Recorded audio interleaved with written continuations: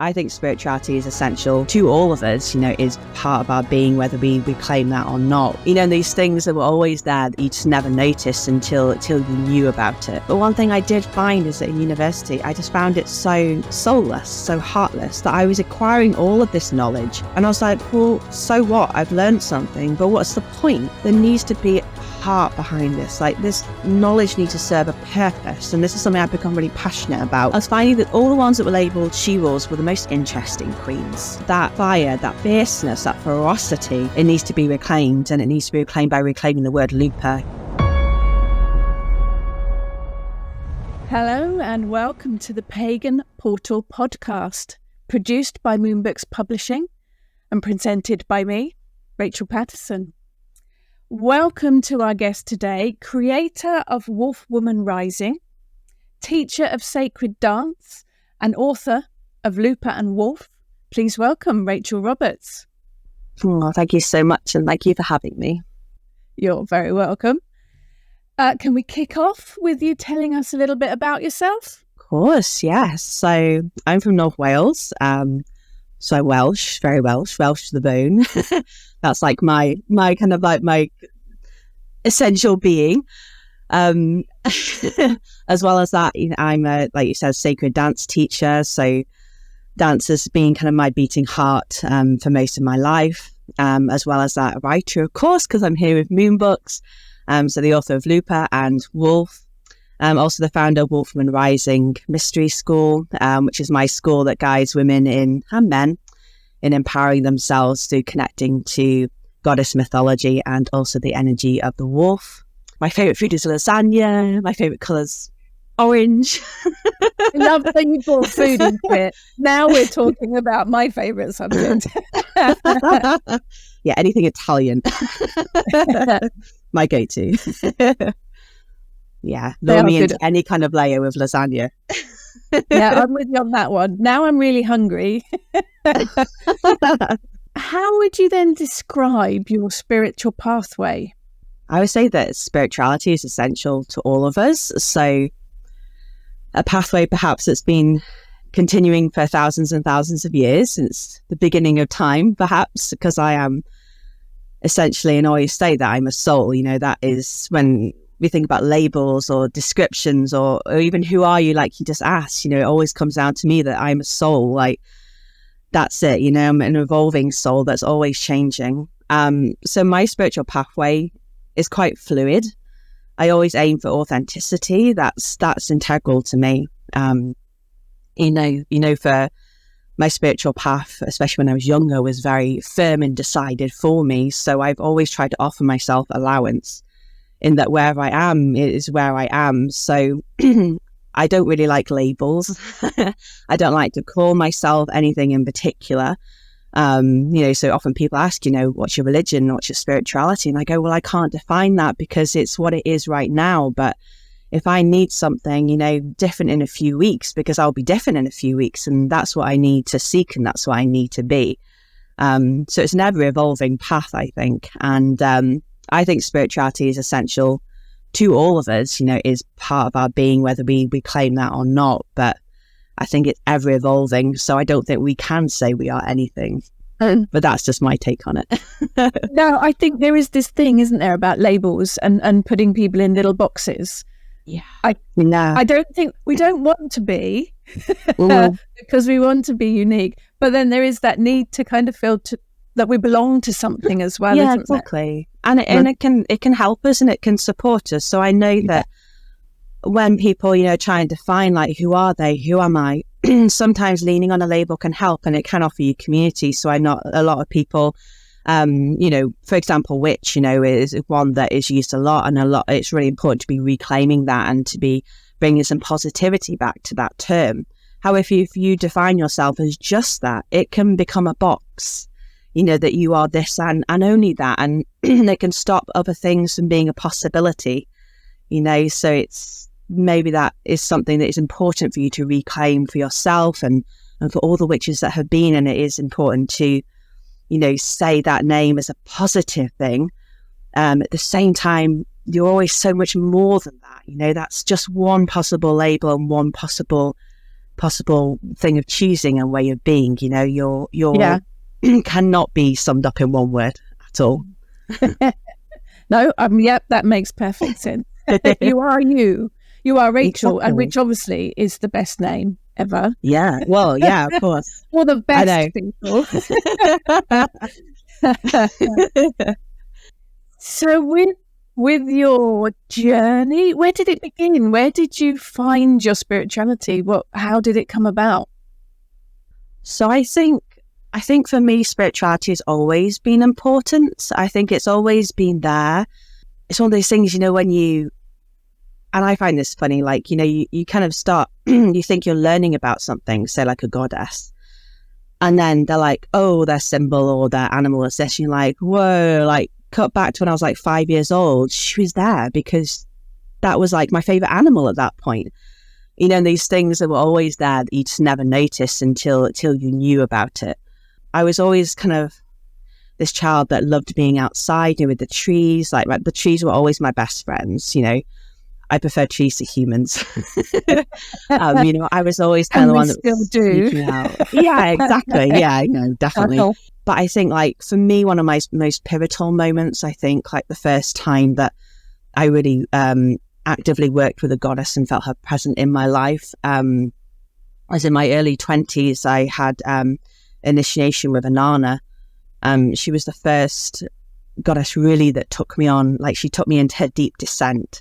And I've never been the same since. And she's the one that really, that was that point where I was like, I need to do this work with this way of sharing. And it was just after, must have been only 6 months after I went through sexual assault. So it was a very dark night of the soul time of my life. And ironically, I actually found her here in North Wales, so a place called Caimabon, which is a place very special to my heart. It's a retreat centre here in North Wales, right in Snowdonia. And I found her there, you know, with one of my teachers, Aunt Harad. And yeah, she was like my initiation, I think. And from then on, I was like, I know who I need to be working for, I suppose, who I'm in service to. And that was my moment, I think, when I had an affirmation of my purpose. I'm like, But she came when you needed her. They do, don't they? They're there when you need definitely. them. Sometimes it's not clear what you've done or what you need them for. But yeah, they rock up when it's important, don't they? Yeah, and it can be really subtle sometimes. And like I said, you have these reminders. You're like, gosh, you were always there all the time. Mm-hmm. It's just now that I'm aware of you. Like, I'm ready. Like, you've kind of been waiting, you know, all this time and dropping hints, you know, like, come on. But, you know, you just weren't at the right place yet to receive that. At that point, that was what I most needed, was Inanna. And then Rhiannon, actually. Interesting. Yeah, another fascinating goddess. Yeah, sometimes they shout and we don't listen either. I find sometimes they have been shouting for a while. I just haven't been listening to it. Yeah. And I think that also, like, for me, I was always very much like, well, I've always been interested in kind of Egyptology. Right. It's something that I wanted to do when I was young. It's what I wanted to do at university. And because I've been a belly dance teacher since I was 16, Egypt's always been fascinating to me. And also being Welsh, I kind of had this, like, I should be loyal to, say, like the Welsh deities, or like they should be the only ones that I connect to, or the Egyptian ones, of course, because it's connected to dancing. And it's always like surprised me that, you know, when I've had that judgment or that conclusion, it's always been shook up. Like, no, because again, you're putting yourself in a box, like, yes, you know, so everything else is just so much more possible, you know, anything is possible. And it's funny because I've ended up connecting most deeply kind of to the Roman deities, hence my book. But you know, the Welsh deities and the Egyptian ones will always be there and always pop up. You know, they're in my council. But yeah, I felt like... The Romans were in Britain for, 300 years or something, weren't they? So they're bound to have an influence. Yeah, but often, like, you know, people are a bit shocked because I am Welsh and I'm actually from Druid lineage. So my tide was a Druid and we're from Anglesey. And they're like, yeah, but the Romans were really, really mean to the Druids. And I was like, yeah, I know, I've really had to forgive them for that. But, you know. We're talking about humans that have done something rather than, in the name of religion and the name of God. So it's a different level. But yes, I've always felt I've had this loyalty, but actually it's been just so much more exciting and varied and diverse than that. Now you mentioned Wolf Woman Rising earlier. Tell us all about that. I'm quite intrigued by that. It's got quite a powerful title to it. Yeah. So Wolf Woman Rising is my wisdom school. So that's the title I've given it. But really it's a call from the wild. It's a call from the wild within and the wild woman and the wolves to embody kind of the three guiding principles of my school, which is authenticity, trust, and courage. So really it's about reclaiming these principles that I think and I believe that the wolf embodies and from them that woman can embody. And I don't mean woman as in just women, because I do teach men and women. The feminine within the masculine also needs to be empowered and embraced. So trust as in self-trust, really important for me and my students is trusting their body, especially their female body, and knowing that it's safe, that it's beautiful exactly as it is. Also trusting God and trusting life and trusting others as well. Authenticity, so about being authentic to ourselves. Every wolf in the pack contributes something completely unique, and that pack wouldn't work unless that wolf was contributing who it is and what it can do best. I mean, if they all tried to have babies or if they all tried to go off hunting, the pack wouldn't work. It needs people to contribute their authentic selves. And when we're not living authentically, we're not fulfilled. We end up feeling like we're missing something. And this is one of the reasons I think that people end up kind of like trying to seek things in a partner, because they're missing it within themselves because they're not honoring themselves. That makes sense. That makes sense. And then the other one is courage. So, wolves are known for being exceptionally courageous. I mean, they're a predator, so there is kind of it is kind of essential to their being that they are strong and but also they have great courage in that they will die for their fellow pack members. They are brave when it comes to working on behalf of other. And this is something that I think is really important for us to embody, especially now, is having the courage as the world is changing, is evolving, and is maybe becoming, I think, perhaps more of a scary place because it's so out of our control. It's bonkers at the moment. It's absolutely bonkers. Yeah, exactly. Yeah, and there's I think not that necessarily there's more violence, but we're more aware of these things. We're having more exposure to things, and it's the courage to be yourself in a place where we're seeing so much possibility and potential. Like there's so much comparison because of social media and being able to see like 1,000 other people in one day. So at the end of the day, you're like, who am I? How can I be myself when there's so much alternative and I'm being told to be this and told to be that? And, the courage to be ourselves in the world as well. So, howling our authentic voice. So I have heard you howl. I know. Any opportunity, I'm like, can I howl? But it's so, it's so empowering for the voice. Like it's a wild sound that I think that just access something that can't be accessed through any other noise, Yes. Like in my work, we do a lot of sounding, It does something with the solar plexus and the throat chakra, that it brings something forth from the body. The body's able to express something that it can't get, through anything else. So, howling can be really, really powerful. And it's one of the practices I use in my school, Wolf Woman Rising, which encompasses all of that. I think it is very much needed, though. I mean, you mentioned social media. We are bombarded on a daily basis with news, with media, with stories, with people wanting things, with people wanting to share things, and it can be quite overwhelming. Yeah, definitely. I mean, and there's so much information. I know that, like what's happening at the moment in the world, there's an awful lot of conflict, and it can make you feel helpless, there's lots of levels that it's hitting you. So it's hitting you at an energetic level that you're feeling helpless. Also that you're seeing this negativity all of the time without being able to heal that or kind of to restore some equilibrium. You're wanting to do something, but you can't. And, you're seeing lots of different viewpoints, people expressing different things, people telling you should do this, telling you should do that. And it's overwhelming. It really is. And take a breath or take a howl.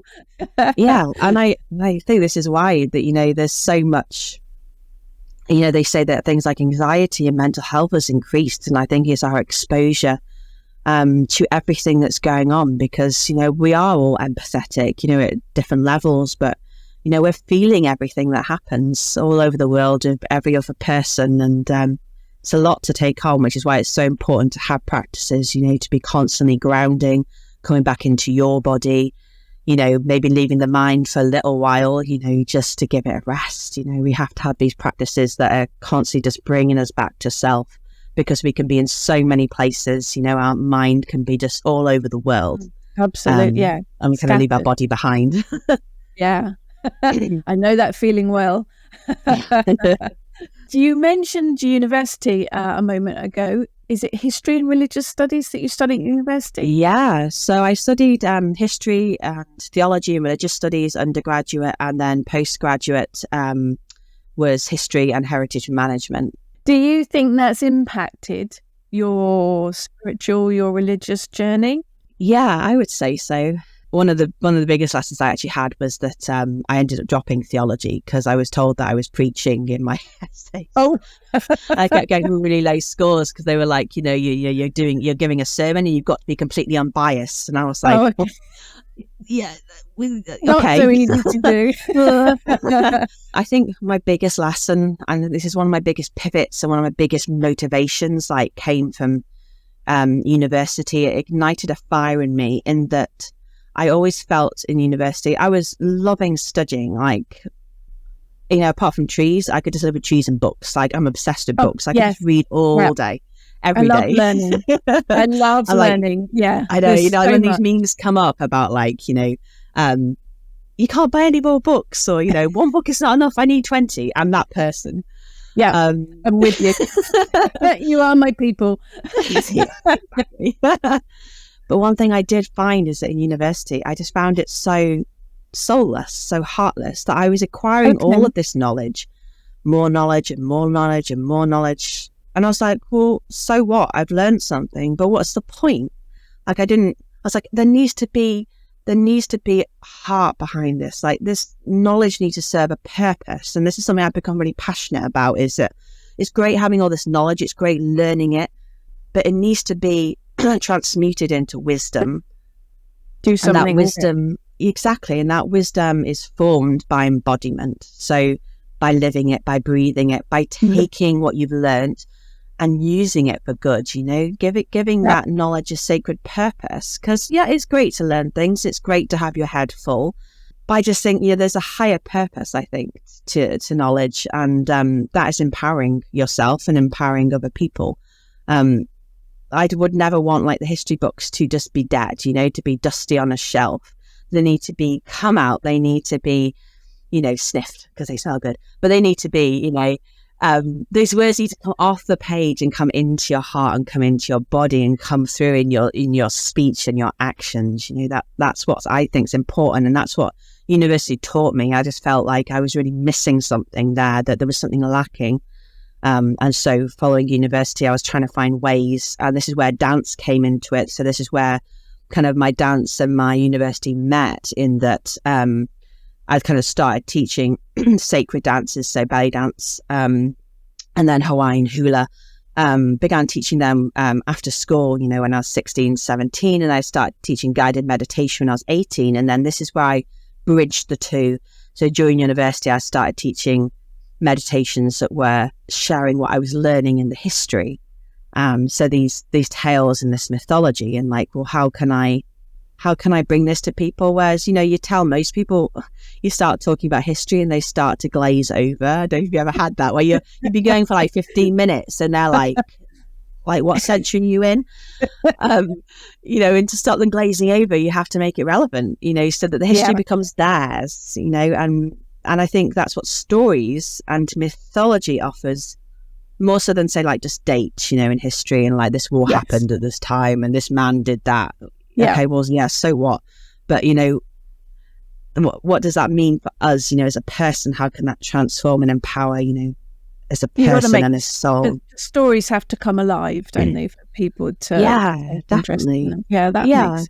Yeah, and every story and every mythology has something. Like, that's the thing that I remember about Inanna, like, why, because the reason she had an impact for me, it was like my first teacher in Harad, she's a storyteller, and the way that she told the story, she actually created it as if I was experiencing it. So I remember going in, we were kind of taken down, you know, a candlelit pathway in the woods down into the underworld where they were Ereshkigal and Inanna, and I was experiencing that, and I just remember that so profoundly because they were asking me the same questions that Inanna was asked.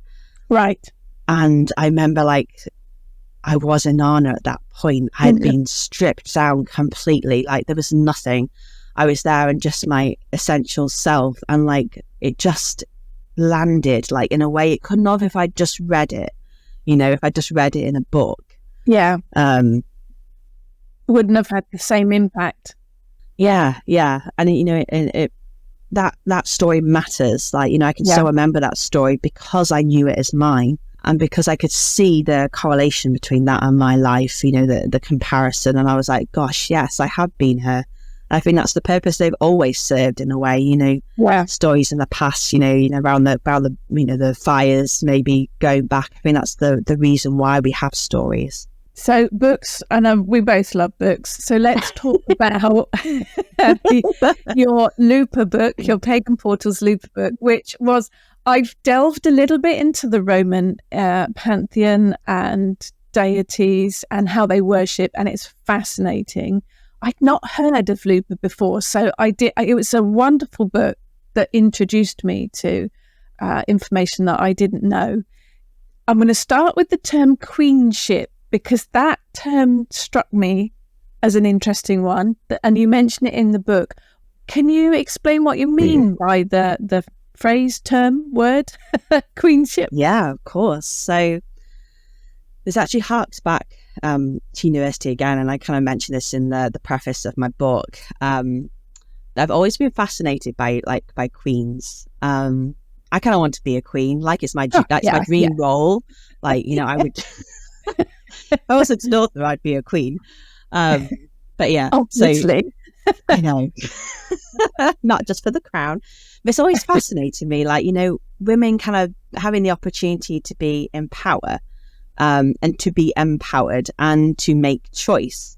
That's always fascinated me. In my university degree, my undergraduate, I did my dissertation on medieval queenship. So what did queenship kind of mean? Like, what did society thought it meant? What were the expectations of those queens? And then how were they actually queen? Like, what did it mean for them? You know, what did that encompass, but also how did it affect them emotionally, physically, and in their lives and their choices? And the reason it fascinated me was because all of the queens, as I was going through, you kind of had like good queens and bad queens, you know, as we do the good and bad thing. And there were several queens that were called she-wolves, like the she-wolves of England.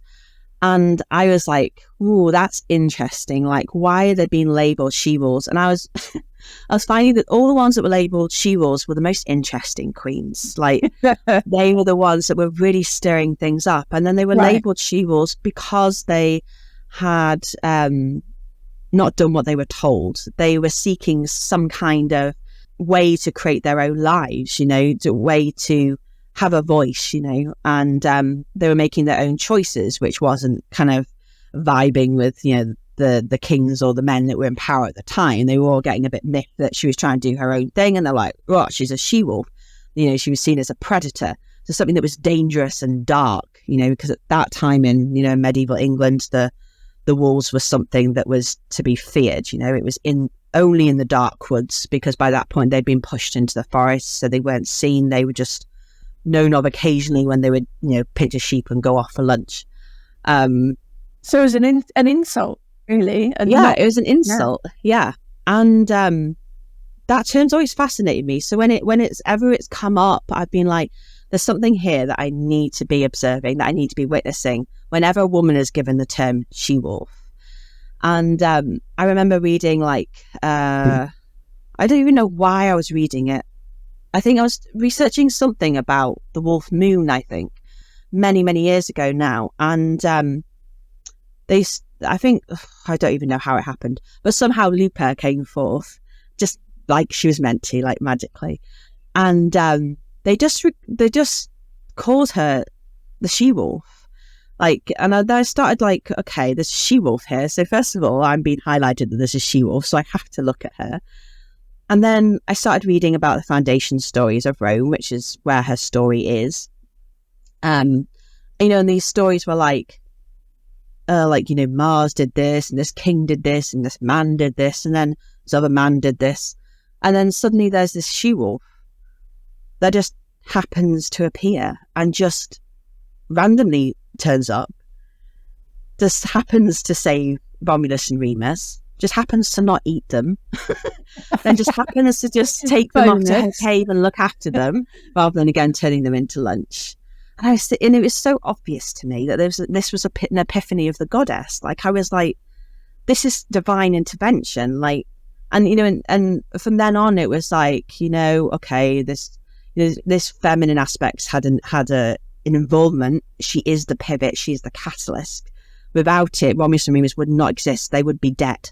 Right. She is the reason that Rome exists as it is. She is the most important part of that story. And yet from then on, it was the she-wolf just picked up the babies. And I was like, oh, this is another scenario where the divine feminine and her intervention has been played down, in the last 2,000 years. It's been kind of made smaller and smaller and smaller. It kind of links very much into, queenship in that reclaiming of our power, in that she had this huge impact, and we can have huge impact as women, as queens in our lives, deciding how we rule our life, and deciding on the impact that our voice can have and our actions can have. And that's how it kind of links in this way that I think that Lupa can remind us how to reclaim our own queenship, Right. I mean, I'd heard of, most people must have heard of Romulus and Remus if you are familiar with the creation story of Rome. But I hadn't heard of her at all. She has been sort of sidelined, really, hasn't she? Yeah. And I think that, there was definitely a very deep and loud howl that came forth. From that point, I always knew I just had to speak on her behalf. So here I am, and here's the book. Is it just the one story, the one Roman myth that she appears in, or are there other stories? Is there archaeological evidence or something other than just that one story that mentions her? So that foundation story is really the one where she is named. And it's that epiphany that goes on to be deified by the Romans as goddess Lupercalia. So that's the one that is deemed as the most important to the ancient Romans. There are actually wolves that seem to pop up quite a lot in Italian history, from this time. So the Sabines and elsewhere. This story, the real Lupa story is really the Etruscans. It's pre-Roman. But you find tribes, wolf tribes in Italy. So the wolf is quite important to Italian history. So she pops up all the time, and I kind of see her as Lupa as the mother of the wolves, and the wolf is important, like I said, to Italian history. And then, as well as that story being written down in ancient Rome.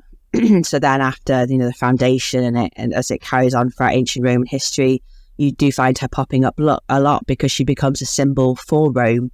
So even now you can still see her everywhere. When you go to Rome, she's it just pops up all the time. She's even the the mascot for the Rome football team. But that He's made it. That's it.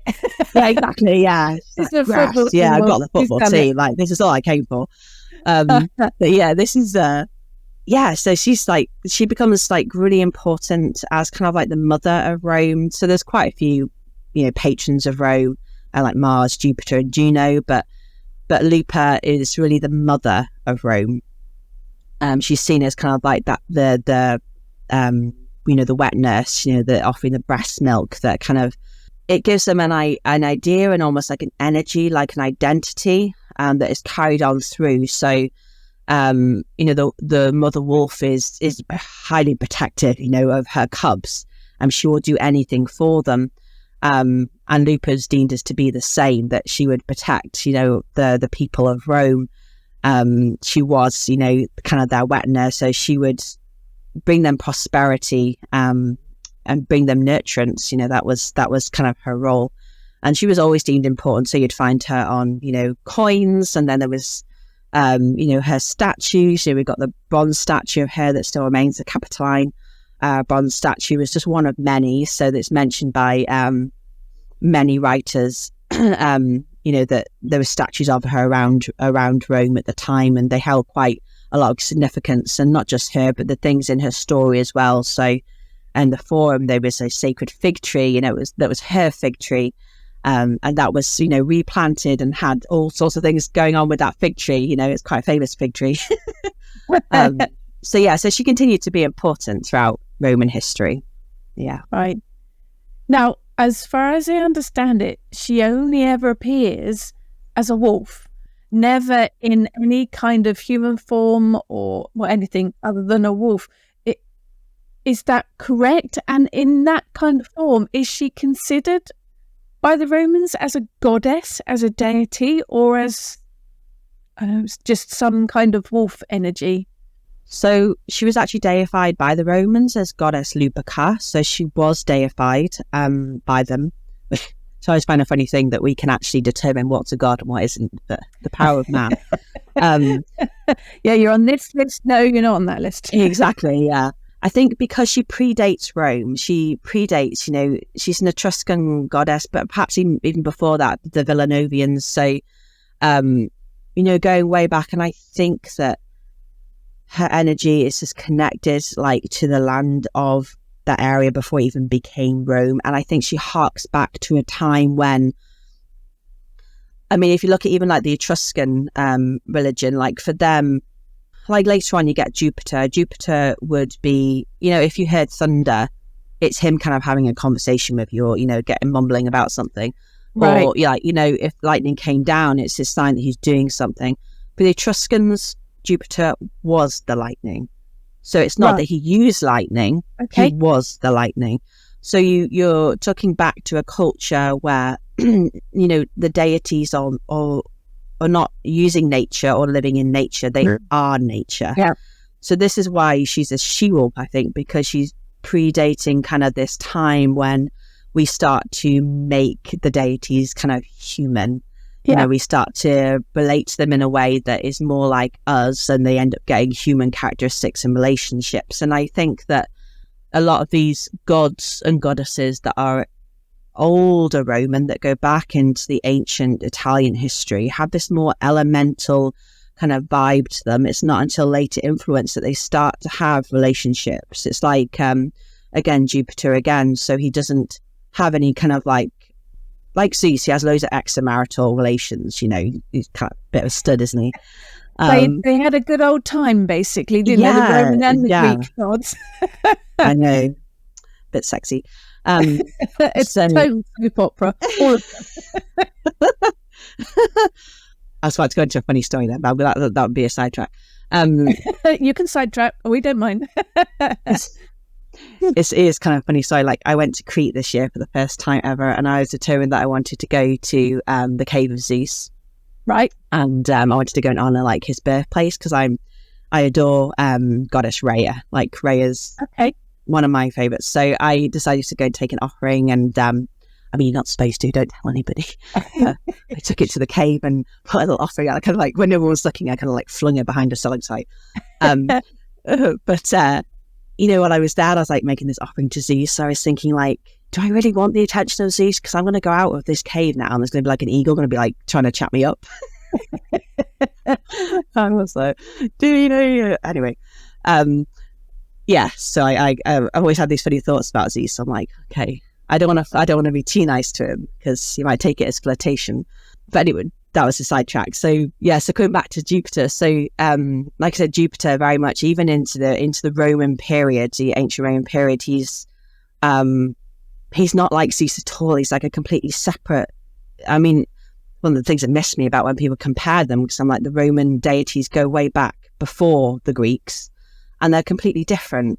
You know, people need to look at their Roman and their Etruscan and their Villanovan kind of history, because, you know, Jupiter, he's very loyal to Juno, and he's a gentle, benevolent energy. Like he doesn't. I mean, I'm sure he does have sexy stuff, but he doesn't. You know, doesn't have these extramarital relations. You know, he's very, you know, kind of dignified and solid like the earth, and you're very kind and like, you know, kind of the ideal father figure. You know, and he is the lightning, but the lightning is like an expression, you know, of his wisdom. So it's a very, very different kind of vibe. I think we get this idea, don't we, that that's it. The Roman gods didn't exist beforehand. They stole them all from the Greeks, and there was nothing beforehand. But that's not right, is it? No, Torn. It's one of these things that, like, I'm gonna bring the fire down a little bit, because I get really like about this. But like, you know, these ancient Roman, these ancient Italian gods and goddesses, yeah, they go way, way back. And kind of what happens was, you know, you have the Empire of Rome expands, you know, and as it expands, you know, it's a political move to say, okay, well, your god or goddess is kind of like this one, so, you know, it's okay for you to worship that one because this is like ours. You know, so you have that happening, like, you know, in every single culture they go to. You know, so, you know, you could compare, say, like, you know, so if you're going to be looking at themes as well, like archetypes, you know, all over the world we have essential archetypes, and you can always fit a god or goddess into that archetype. You know, it's like if you would take lightning, you know, you would have kind of like, you know, Thor, Zeus, you know. Every culture will have one. You know, every culture has a war god. There's one that always is going to connect to that. Yeah. And so for me, I believe they all come from like this same kind of archetype and the same essence, but in themselves, they are their own manifestation. Yes. And I think the Roman deities should be honoured for that and recognised for that. But, you know, Lupa is still unique in that she is the only one that is essentially a wolf and manifests as a wolf. And I think that is because her message is about coming back into our essential nature. So maybe not even how we are human, but yeah, how we manifest our essential nature into human, but coming back into our wild primal self, our essential being, the part that has no conditions and limitations, is away from the judgments, you know, all of those things. She brings us back to our essential being so we can live our destiny. And this is why she takes Romulus and Remus into the cave, into the darkness, and they go back to the womb tomb, you know, the womb of the mother, into the earth, so they can remember who they are, so they can become kings. You know, they were just babies beforehand. They were just, like, you know, the sons and grandsons, you know, of royalty, but they have to go into the dark. They have to go in with the wolf, into that deepest dark part of self, to remember who they are, you know, who their seed being is, so they can awaken that seed and come out as a king. And that's what makes her so different. Yeah, she is fascinating because she's so different, really. So although I hadn't heard her name, I had heard of Lupercalia. Is there a connection between the two? Yeah, so there's quite a few connections. So, I mean, when you come to kind of like, you know, the writers like Virgil at kind of like that point, they don't quite know, even at that point, they don't know the origins of Lupercalia, because it's going back, like, I mean, you're talking about the earliest kind of kings of Rome being in the 8th century BCE. So you've got a huge history before that time when we start thinking about, you know, Augustus and kind of like that as the Romans. But you've got a whole full 800 years there before of like these kings of Rome. And this Lupercalia festival was one of the oldest ones. So it went so far back that even like in the 1st, 2nd century CE, they were still not quite sure about the origins, but they knew that it was somehow connected to the foundation of Rome, and Romulus, Remus, and goddess Luperca. So Lupercalia obviously is using her name. It's got this reference to the wolf in it. In the festival itself, there's lots of symbolism and actions that are repeating things connected to this foundation story. So, for example, they would run around the boundaries of Rome. So it was reflecting this marking that happened with Romulus. So he took his plough and he was kind of like, "This is my land. Like nobody's coming into my area. This is my bit." And he took his plough and he did the circular route, which defined, around Palatine Hill, it defined where his Rome was. And so this pathway that was done in Lupercalia would follow that, and it's left Lupa's cave. So the Lupercan that was, on Palatine Hill, it still is there. There's like a temple. It would start there and it would end there. So it's believed that kind of, I was honoured, tradition that Romulus chose Palatine Hill because it was where he was brought up and where he was rescued and made safe by Lupa, the she-wolf. So he returned to that cave, or maybe straight away established, we don't know, but Rome came from, that was the beating heart, was that cave of Lupa. Right. And the festival also had, symbology with the wolf. So, blood and milk and things were put on them. The men that would take part in this as like a initiation, the milk representing the breast milk of Lupa, the blood being your lifeblood, and sacrifice, the sacrifice, the shedding of things as you go into the wolf cave. They have all these connections to her. So I definitely claim it as her festival. And yeah, I do celebrate it as well, because it not in the same way. I don't run around Rome naked whipping people. I'll definitely be arrested for that. So obviously the wolves were very important to the Romans. They feature in the origin story. They seem to have a lot of symbolism. Do you think they represented that courage, that the same representations that we think of as the wolf today? Do you think the ancient Romans made those correspondences too? Did they have the same meaning to them? So for the Romans, the wolf kind of represented ferocity. That was the main kind of like energy that they were trying to embody, was the ferocity. So I think for the wolves, for them, probably have a different kind of meaning than Lupa. So Lupa was very much seen as a mother. She was celebrated for her motherly instincts. It's her motherly instincts that saved Rome. Whereas that would have been kind of deemed different to Rome.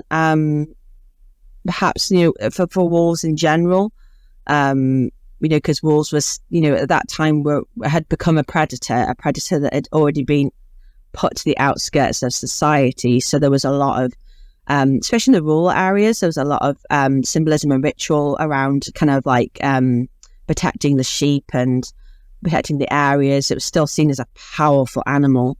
This is why it became kind of one of the symbols, to represent the expanding power of Rome, of the empire.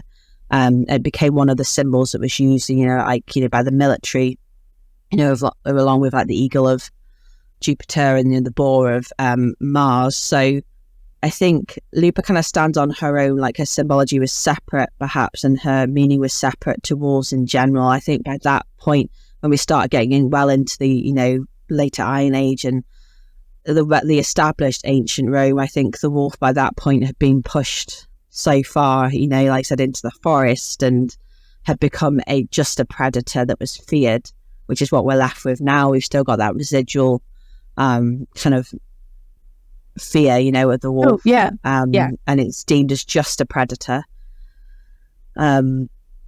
So yeah, I think it was different for wolves and Lupa. She's an exception that was allowed into Rome.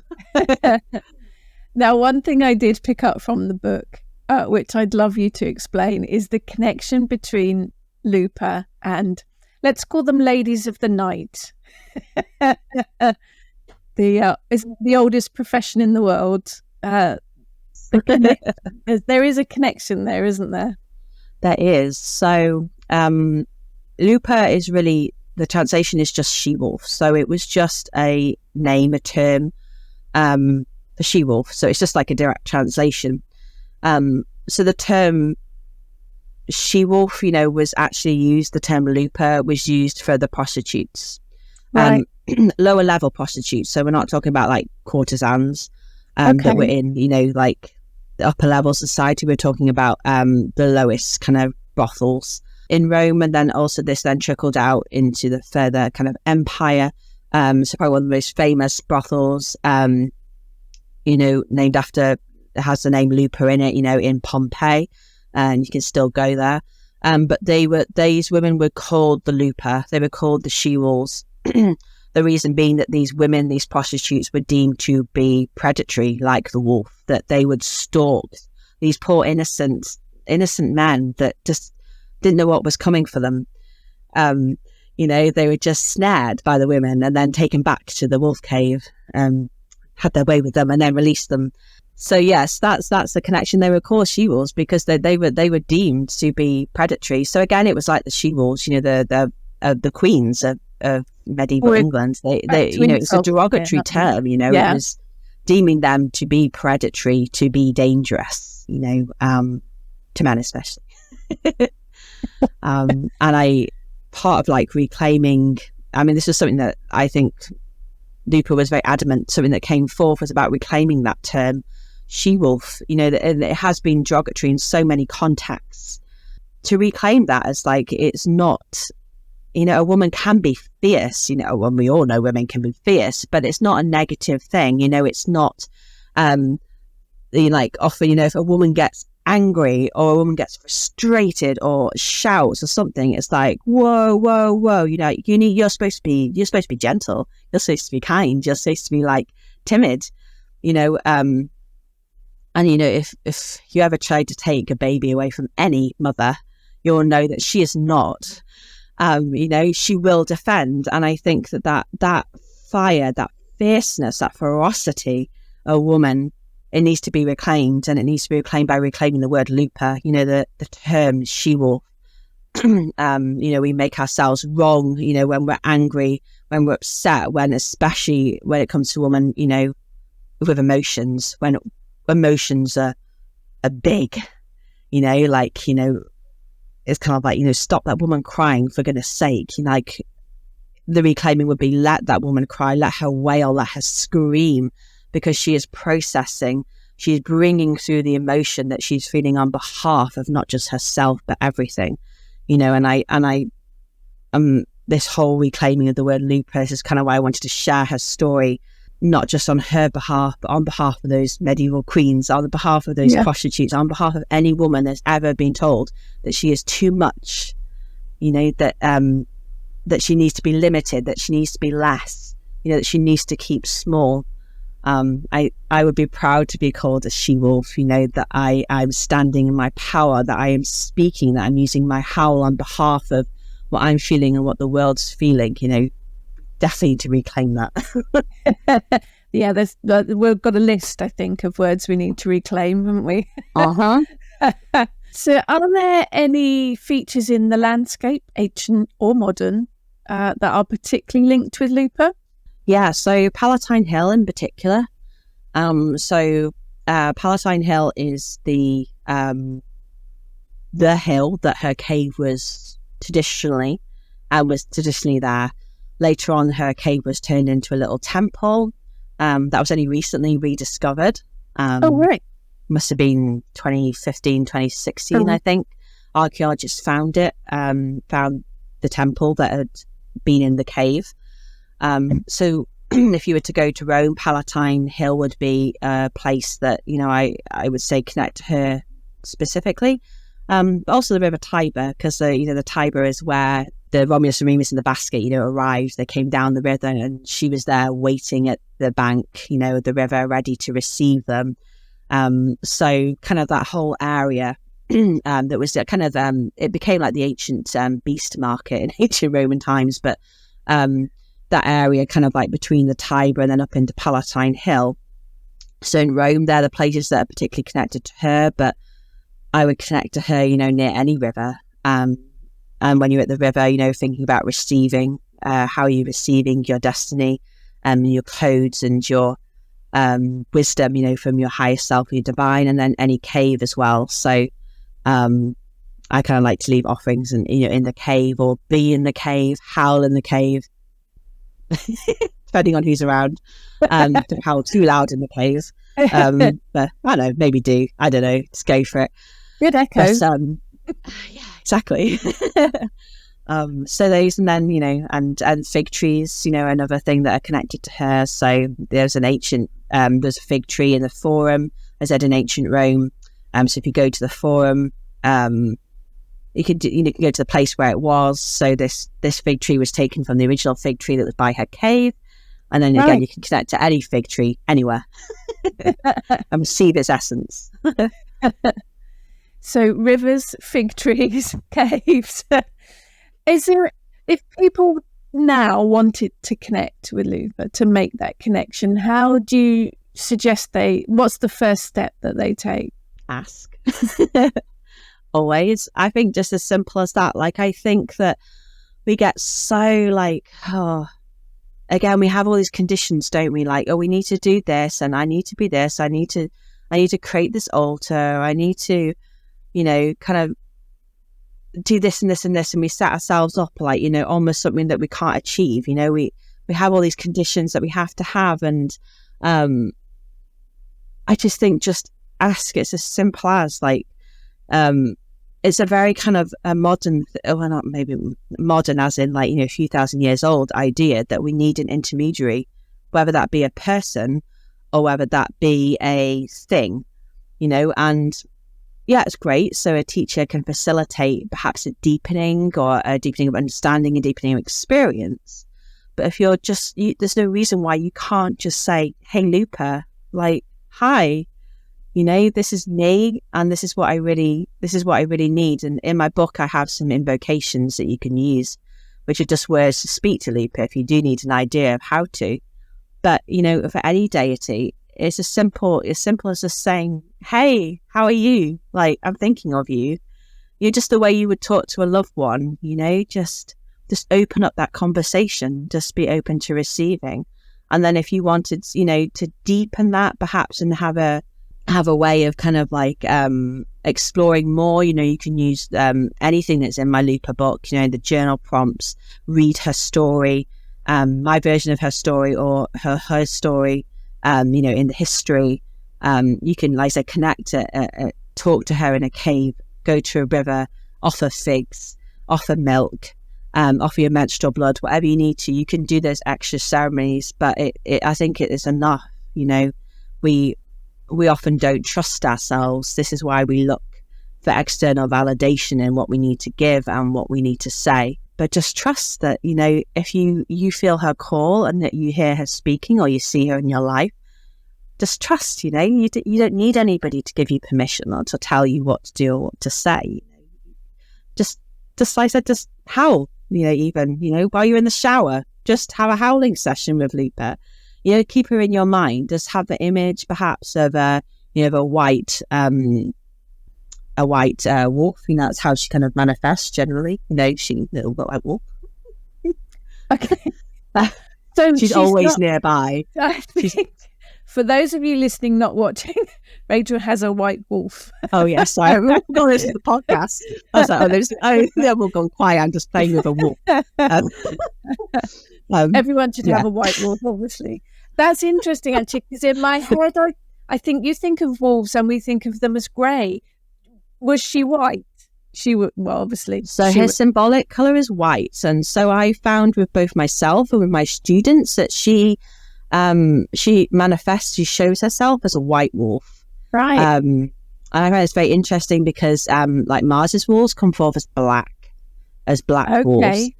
And this is something like in my second book, Wolf, I talk about the archetypal colours of wolf. So I believe that like gods and goddesses, deities will manifest in what we need in a form that we'll recognise. Because if we saw them probably as they were, we wouldn't understand.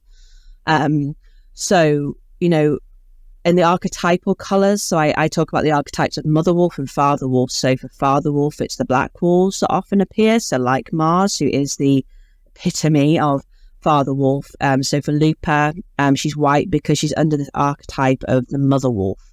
I think this is why she appears as the white wolf. But, you know, if you look at wolves in general, they have so many different colours. You know, they're termed the grey wolf, but, you know, that grey encompasses shades from brown to grey to black to white to, you know, to golden, you know, mossy coloured. They're all sorts. So as diverse as we are, and every single one is as beautiful like we are as well in our own uniqueness. But yeah, Lupa, a white wolf generally, and my students have often found that there's often the colours of gold and blue will be around her or her energy. Sometimes they feel like a blue or gold presence. The blue, I think, connecting us to our throat chakra, and the gold being that gold of sovereignty and queenship. Yeah, amazing, brilliant. I mean, that we've just touched the tip of the iceberg there, really. Fascinating. So if anybody has piqued their interest, Pagan Portals Lupa, definitely worth a read. So to finish us up, reluctantly, because there's so much more to talk about, a question for you personally. What was the last book you read and enjoyed? Perhaps not for research, but for entertainment. So I'm currently, I've just started on the Percy Jackson series, and I'm obsessed. Okay. It's just so amazing. Like the thought that, like, I don't know, one of the gods and goddesses would be like my parent. I mean, like, who would your parent be if you had a deity that was your parent? Who do you think? I don't know. My dad was a policeman, so I think it'd have to be one of the ones that had rules and regulations, I think. Oh, yeah. Although my dad's fascinated with history as well. I think that's where I got my love from. So, yeah, it's an interesting question, isn't it? And I think the Percy Jackson books opened up the world of the gods to lots of people. And for children, you know, especially. Yeah, my son read them all. Yeah. Yeah, I love them. I'm like, I'll go to bed now. Like, you know, because I'm like, I just need to go read my Percy Jackson books. So I'm geeking out on them at the moment. And I just started on the second series, and Lupa was featured, and I was like, like, she's excellent. But yeah, she's not quite how she manifests to me. Sure.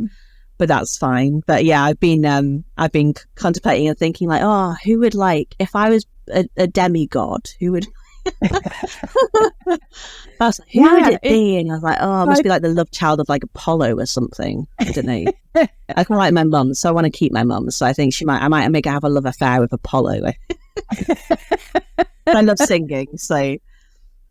There's a whole that question's opened up, but my mind's going now. Who would they be? Fascinating question. Thank you so much for joining us, Rachel. It is a fascinating subject. Whether you work with Roman deities or not, I think the whole she-wolf idea and the empowerment of it is definitely something to look into. And for anyone as well, I think the she part of it might perhaps put some people off, but her energy is for everyone, isn't it? It is, definitely. And I think that, again, this is one of the ways that we define and box things, in that we are a man and we are a woman, but within us all we have the inner masculine, the inner feminine. And you know, we can work, like I said in my second book, I talk about the archetypes of wolf. You can work with the grandfather wolf within you, you know, which, you know, is kind of epitomized by Odin. Like, how can you work with that element within yourself? So we all have the masculine and feminine within us, and we can all access our inner she-wolf and our inner wolf.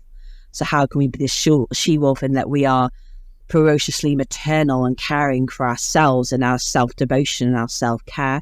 How can we be the wolf within ourselves? So the father wolf who embodies, you know, protection and boundaries, so affirming boundaries, making and discerning and aligning boundaries, you know, that we can embody that no matter what our gender is, you know, masculine, feminine, anything and everything in between and all.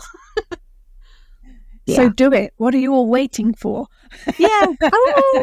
Go for it. Thank you so much for joining us, Rachel.